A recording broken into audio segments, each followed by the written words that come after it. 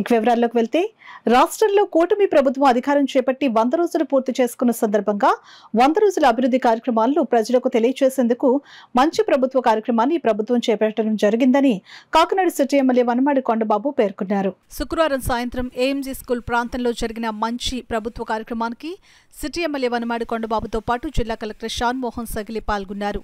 ఈ కార్యక్రమంలో జిల్లా కలెక్టర్ షాన్ మోహన్ సగిలి మాట్లాడుతూ కూటమి ప్రభుత్వం అధికారం చేపట్టిన 100 రోజుల ప్రగతిని ప్రజలకు తెలియజేశారు.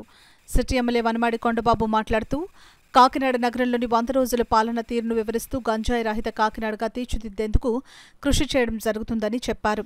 అలాగే గత ప్రభుత్వ హయాంలో పవిత్రమైన తిరుపతి లడ్డూను కూడా అపవిత్రత చేసి సొమ్ము చేసుకున్నారు అంటూ గత ప్రభుత్వ వైసీపీ పాలకుల తీరుపై ఆయన తీవ్రస్థాయిలో ధ్వజమెత్తారు. ఈ కార్యక్రమంలో టీడీపీ నగర అధ్యక్షులు మల్లిపూడి వీరు, మాజీ మేయర్ సుంకర పావని, మాజీ కార్పొరేటర్లు తుమ్మల సునీత రమేష్, వమ్ము బాలాజీ, పెద్ద సంఖ్యలో పార్టీ శ్రేణులు, కూటమి సభ్యులు పాల్గొన్నారు.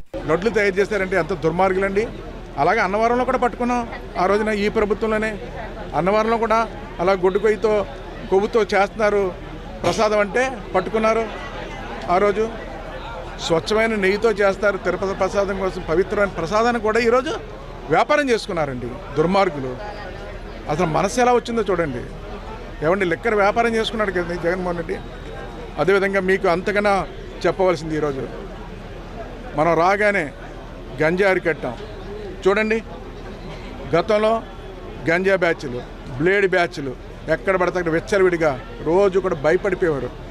నీ ప్రాంతానికి వచ్చిన తర్వాత ఆ కంప్లైంట్ ఎక్కువ వస్తుంది అనుకున్నాను. నిజంగా చెప్పాలంటే నేను ఇక్కడికి వచ్చినప్పుడల్లా గంజా బ్యాచ్లు, బ్లేడ్ బ్యాచ్లు ఇబ్బంది పెడుతున్నారు అన్నది.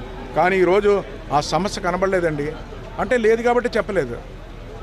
2 నెలల్లో ఈ 100 రోజులు అరికట్టామని ఈ సందర్భంగా తెలియజేస్తున్నాను. అంటే పూర్తిగా అరికట్టమట్లేదు, ఇంకా చెయ్యాలి. కానీ పూర్తిగా గంజా లేని రాష్ట్రంగా చేయాలన్నది మా ప్రభుత్వం యొక్క ముఖ్య ఉద్దేశం. ఆ విధంగా పనిచేస్తామని ఈ సందర్భంగా తెలియజేస్తున్నాను. మీకు తెలుసు, గంజా ఇక్కడ డంపింగ్ యార్డ్లో పెట్టి అమ్మాడు ఇదే చంద్రశేఖర్ రెడ్డి.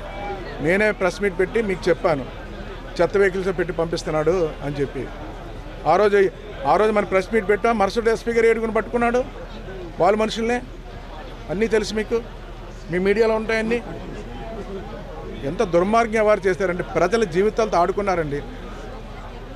వాళ్ళ స్వార్థం కోసం వాడుకున్నారు. పోలీసుని మేము వాడుతున్నాం, మంచి పనులకు వాడుతున్నాం. అదే పోలీసులు వాళ్ళని తప్పుడు పనులకు వాడుకున్నారు. చెడ్డ పేర్లు వచ్చినాయి. ఈరోజు సస్పెండ్ అవుతున్నారు.